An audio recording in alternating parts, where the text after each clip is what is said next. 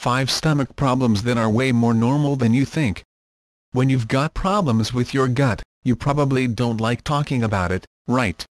Well, don't hold it in any longer. Pun definitely intended. Gastrointestinal issues are extremely common, says John Kisiel, MD, gastroenterologist at Mayo Clinic, so there's no reason to be embarrassed.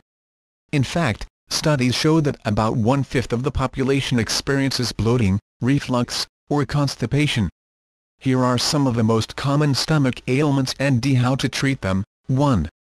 Acid reflux. That burning sensation you feel in your stomach, upper abdomen, or chest after eating is acid reflux, says Kisiel. According to a study published in the journal Gastroenterology, about 20% of the population in the U.S. has reported acid reflux symptoms weekly, while stats from the U.S. Healthcare Cost and Utilization Project found that 60% of adults in this country will have symptoms at one point in their lives. Noshing on spicy or citrusy foods and lying down immediately post-eating can make the discomfort worse. Read, a pre-bedtime fajita is not a good idea. The burning can be treated with OTC meds, but if you have any additional symptoms, such as trouble swallowing, unintentionally losing weight, or you're anemic, visit your doc, who can determine if you need a diagnostic test to rule out cancer, says Kisiel. 2. Indigestion.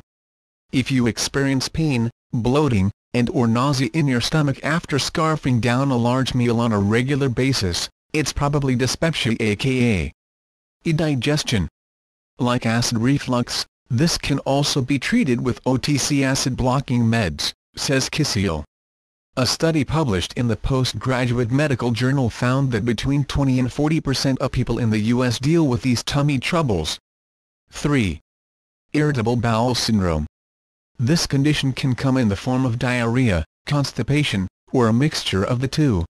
If your flow seems off for a few days, there's no need to assume that you've got IBS. Diagnosed after 6 months of chronic abdominal pain and change in the form or frequency of bowel movements, says Kisiel. IBS is actually pretty common, according to the International Foundation for Gastrointestinal Disorders. Between 25 and 45 million people in the U.S. have IBS.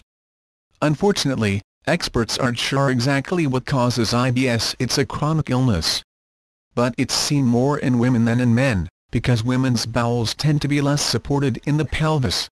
Regardless, if you have any strange symptoms, such as nocturnal bowel movements, getting up just to go, blood in the toilet, fevers, anemia, and unintentional weight loss, those are signs you should seek medical attention and talk to your doctor. If you're diagnosed, your doc can prescribe meds to manage the symptoms, and in rare cases, refer you for a colon cancer screening, especially if you have a family history of the disease. Staying up to date on preventative colon cancer screenings is important, because there aren't often symptoms in the early stages.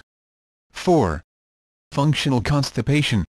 In other words, consistent difficulty in passing bowel movements. In women, it is sometimes a sign of pelvic floor dysfunction and coordination between pelvic floor and rectal muscles, and it can be treated with physical therapy, says Kisiel.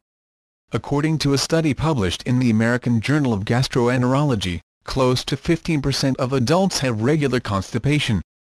If you're newly experiencing this, tell your doctor, who can do a scope test to rule out any blockage or a tumor that could be causing the problem. 5. Abdominal wall pain. If your pain is in a pinpointed location rather than all over your abdomen, you might be suffering from abdominal wall pain, which is 4 times more common in women than in men, a study in Clinical Gastroenterology Hepatology reports. According to the UNC Center for Functional GI and Motility Disorders, it's usually caused by nerve compression in the abdomen. Although the feeling can be severe, it's not dangerous. It's usually not progressive and can be treated with an injection of an anti-inflammatory med every few months by your MD, says Kisiel. If you feel a sharp pain and there are certain positions or movements that can make it feel worse or better, that could be a sign you've got this, so make an appointment to get it checked out.